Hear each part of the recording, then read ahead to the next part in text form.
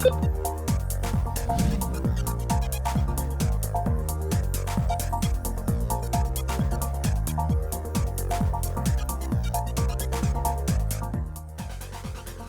now, from the CFTK-TV studios, this is Open Connection with your host, Robert Pictou. Welcome to Open Connection. I'm your host, Robert Pictou. During his time as a criminal defense lawyer, Jagmeet Singh offered free legal rights seminars across Ontario and provided pro bono legal counsel for people and community organizations in need. Singh stated that his background in criminal defense contributed to his decision to enter politics. We begin today's Open Connections as NDP leader Jagmeet Singh shares his thoughts on the COVID-19 vaccination rollout. She's 13 years old from Brampton, and her father was a worker that was on the front lines, had to go into work, couldn't work from home, got sick. The entire family ended up getting sick, and Emily lost her life to COVID-19, which really highlights why we've got to immediately get the people who are on the front lines, who need the vaccine the most, vaccinated right away. The most vulnerable communities need to get vaccinated. And we need paid sick leave that works. We fought to bring in paid sick leave at the federal level, but Justin Trudeau has refused to improve it so that workers can make better use of it. Right now, it is not flexible enough. It doesn't cover enough of the income, and it is a little bit hard to get. We need to fix those things, and we need to fix those right now. Emily should never have lost her life. We can save more lives if we make these changes right away. Emily is from Brampton, and Brampton is one of the hot spots right now in the COVID-19. We're seeing some of the largest case numbers coming out of Brampton. And Globe and Mail did a story, and in that story, Carlos, Emily's father, talks about the last moments, how as a 13-year-old girl, she showed all the same attitude that you expect of a 13-year-old, and she seemed like she was okay. And then all of a sudden, he checked on her the next day, and she had passed away. And when doctors confirmed it was COVID-19, the entire family had gotten COVID-19. And so this is just another really painful example of the cost of inaction. When we don't bring in paid sick leave that works, when the communities that are the hardest hit don't get vaccines, this is what can happen. Was there enough COVID-19 vaccinations to go around, or wasn't enough for this community? The problem that we're seeing in this particular case in Ontario, we're seeing in general, is that the communities that need the vaccine the most, those are the highest risk of infection, the frontline workers, the people that are getting sick the most, have the lowest vaccination rates. And the wealthier communities that are the lower risk, they don't actually have very much infection of COVID-19, have the highest rate of infection. So the reality is that vaccine is not making it to the people who need it most. And the people that are the front lines, the people that are working, that have to go into work in factories and in transportation and logistics, these are often lower socioeconomic communities, and also racialized or new Canadians that have recently immigrated. These are the communities that are hardest hit, and they are not getting the vaccine. Now, the vaccine rollout, as far as I understand, is almost the each province's responsibility. Is that correct? The vaccine, in terms of getting the overall amounts, is the federal responsibility, and then the rollout is provincial. But what we've been saying is, we're in a pandemic, we're in a crisis. It shouldn't be that the federal government just says, okay, once we get the dose, our job is done. They need to be a part of getting everyone vaccinated. And I don't think it's appropriate for Justin Trudeau to just put his hands up and say, oh, I've done my job. Clearly not, because we don't have enough dose. And secondly, clearly not when we need more help to get the vaccine into more people's arms. So I got my first shot last week, and I did it for a number of reasons. One, I qualified based on my age in Ottawa, but I want people to know that whatever vaccine is available, as soon as you're eligible, take it. It will save your life, and it'll help you save the lives of your loved ones if they're vaccinated. So getting vaccinated is vital to take off some of the pressure from our healthcare system. When people aren't vaccinated and they do get COVID-19, they can get the worst symptoms and in some cases lose their lives. So we need to be keeping safe and following the protocols, but also getting vaccinated. It is very important. I did it. I encourage everyone to get it done. The worst right now outbreaks are happening in Ontario. And Doug Ford has been a train wreck. He has been irresponsible, not bringing out the help that people need, with really unclear and inconsistent guidelines. He came out with an announcement saying that police would stop people at random. And then to the credit of some police organizations, they said, no, we're not going to do that. Actually, that's wrong. We're not going to stop people randomly. And then he had to backtrack on that decision, which again creates just more confusion. What we know that works is not stopping people in terms of random stops, but making sure we've got clear guidelines around what is the public health advice, and then how do we give people the tools to follow that advice. And then the other piece that we know is a big problem is making sure we give small businesses and people the support they need. Premier Horgan brought in things like vaccination pay leave. That's the type of support that people need to do. And Doug Ford has really just failed to bring in help to people. Open Connection will be right back after these messages. And now, from the CFTK-TV studios, this is Open Connection with your host, Robert Pictou.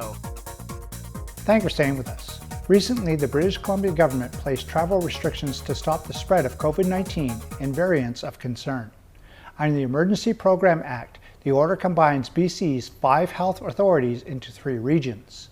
Travel into and out of the regions for non-essential reasons are not allowed and now prohibited by law.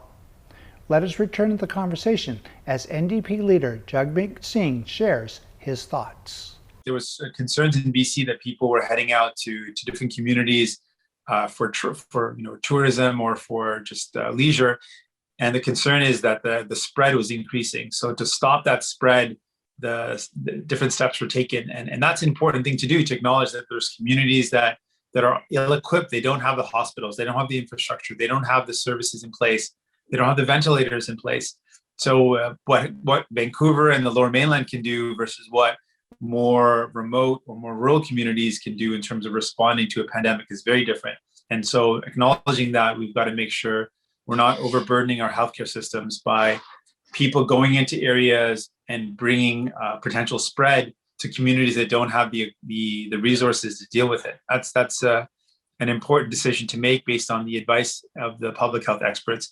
We know that we just got to continue to give people the help they need, the supports they need. And at the federal level, we know that paid sick leave program that I fought for, that Premier Horgan fought for, is a strong program. It can work. It needs to be fixed, and we're fighting to make sure it gets fixed.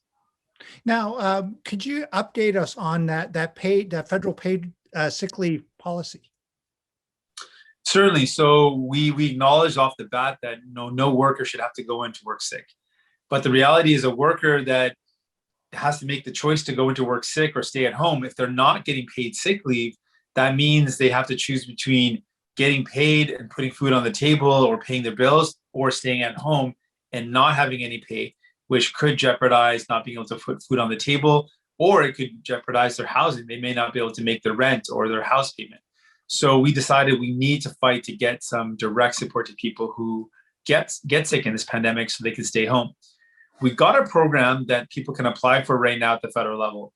But what the criticism we heard from the experts was, one, it's not flexible enough.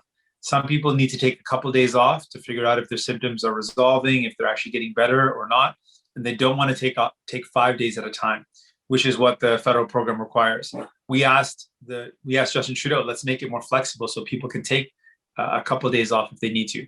We also found that while we fought to get it to $500 per week, it doesn't cover enough of the income of a worker. If they're going into work and they earn more than the paid sick leave, it's a hard choice to put someone through. That should they go into work and then or stay at home and they don't get enough money to actually pay their bills, because people live based on how much they earn. If they're not getting enough to cover their day's pay, it may not be enough to cover their ability to stay at home. So they need to go to work then.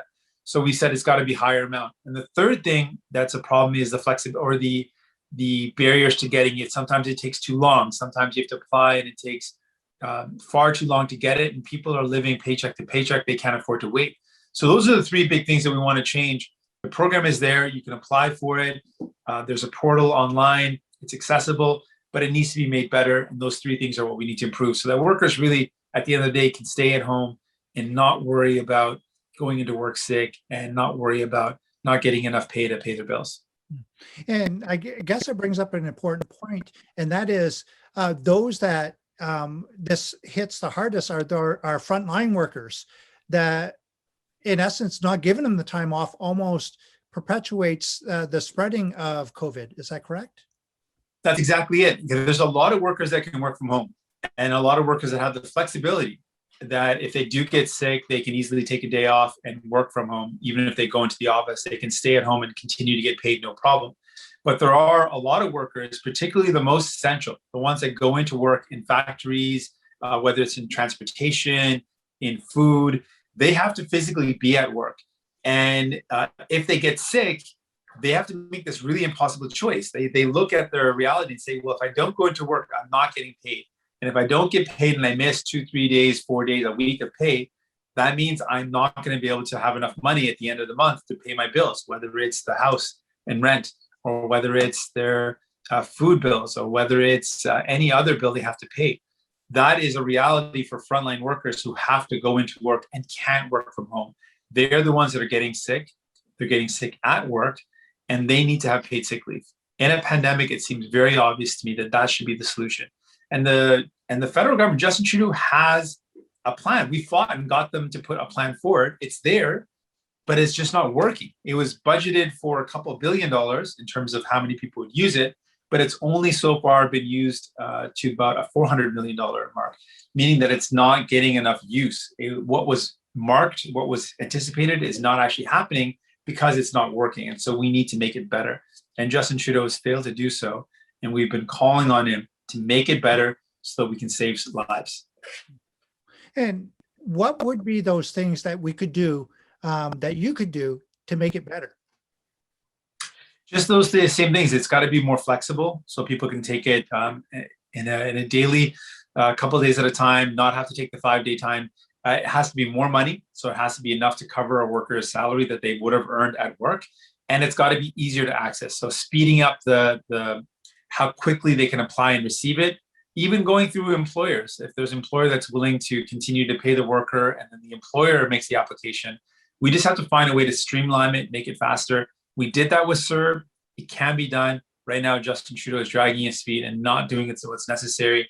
This is one of the most important tools to fight the pandemic, and we've got to get this right. So New Democrats are fighting, and we're going to keep on putting pressure on the Liberals to get this done. Open Connection will be right back after these messages. And now, from the CFTK-TV studios, this is Open Connection with your host, Robert Pictou. Welcome back to Open Connection. Despite progressive universal drug coverage and pharmaceutical policies found in other countries, Canada remains the only developed nation with publicly funded healthcare system that does not include universal coverage for prescription drugs. Let us return to the conversation as NDP leader Jagmeet Singh shares how universal pharmacare benefits its citizens. And we've seen in this pandemic where people lost money, they lost their income. We're already at the brink of not being able to pay for the medication. Now, in addition to the millions that couldn't afford it before, millions more can't afford their medication. And it just doesn't make sense in a healthcare system where you can go into a doctor, find out what's wrong with you, find out what your illness is, be prescribed medication to stay well, and then not be able to afford that medication. What happens is those people that can't afford the medication end up getting more sick, and they end up in the emergency rooms. They end up in the worst case of that illness, which costs a lot more. It's worse for that person, but it's also worse for our healthcare system. So it just makes sense. It's the right thing to do. It's the moral thing to do. And it also is financially the smart thing to do, because every other country in this world has figured it out. If you offer a healthcare system, it has to include medication coverage. Otherwise, people go in and find out what's wrong with them and then don't take the medication they need because they can't afford it. And it makes the healthcare system not work. So we've got to fix this. This is something I care about deeply. It would save a lot of people a lot of money, but it also would really save lives. People would not get sick and not get as sick if they could treat their illness. You're stepping back a little bit, and now you were part of a historic moment. You introduced a bill, I guess, or legislation regarding hate crimes. or hate groups. Could you tell me That's about right. your anticipation of that and the response that you got when you introduced it? Really appreciate that. So we saw in the States the real and urgent threat posed by white supremacists and extreme right-wing groups. They openly threatened to attack the Capitol in the States and did so. And despite open threats, they were completely ignored. Security personnel and security organizations ignored the real and present threat of white supremacists and extreme right-wing groups. We know that that same problem exists in Canada, that there are extreme right-wing groups and white supremacist groups that operate with impunity that put people's lives at risk. And when they are not tackled, when resources aren't put towards stopping them, they spread their hateful message, they can radicalize people, and it puts Canadians' lives at risk. So we put forward a motion, I put forward that motion personally in Parliament, calling on Parliament to acknowledge that, that white supremacist groups exist. And there's a group, Proud Boys, which operates in Canada, promotes hate, promotes division.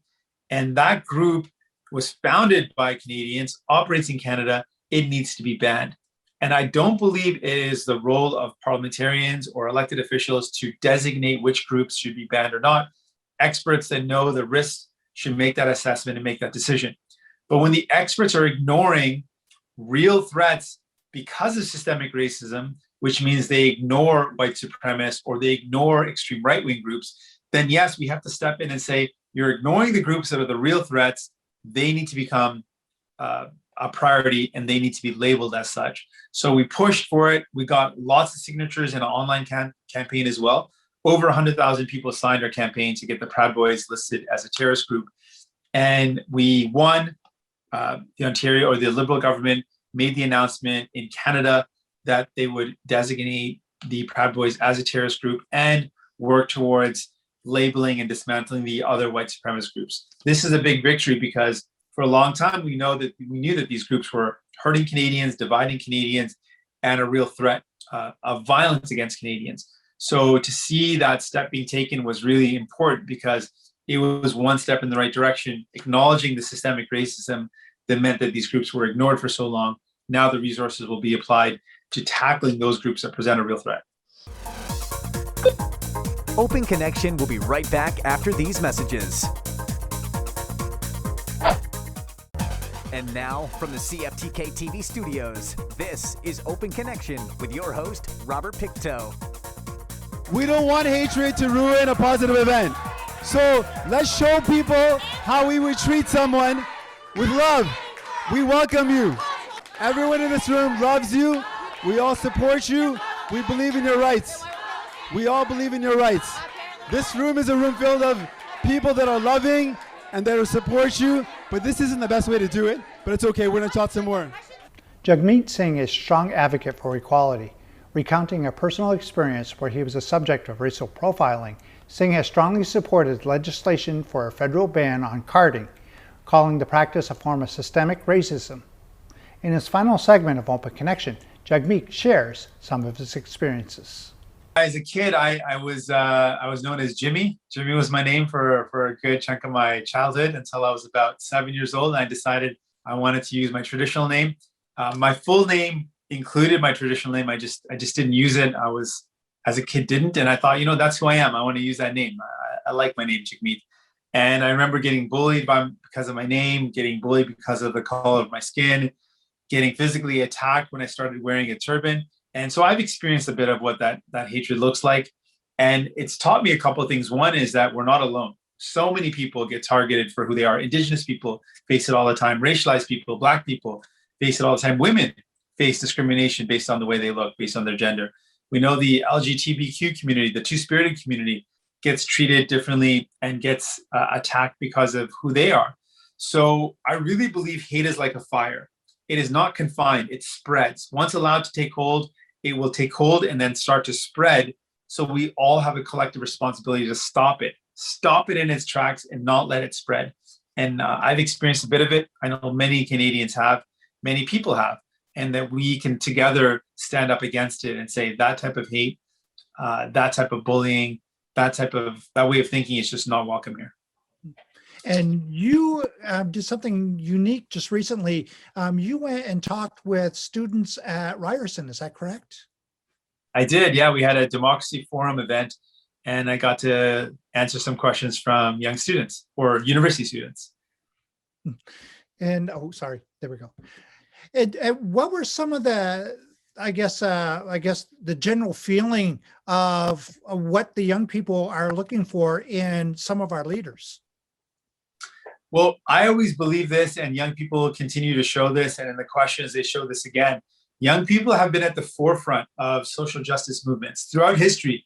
If you look at the forefronts, the front lines, who has been there to fight for peace, to fight against wars, to fight for a better society, who has been at the front lines of the Black Lives Matter movements, justice for Indigenous people, who's been in the front lines of the environmental movement? It's always been young people. So I believe young people will make history in the next election. They are frustrated. They feel that the system is rigged against them, and they're right. The system that we live in right now has benefited the ultra rich, and it has hurt everyone else. The people at the very top don't pay their fair share in taxes. They don't contribute their fair share, and more wealth ends up in fewer and fewer hands.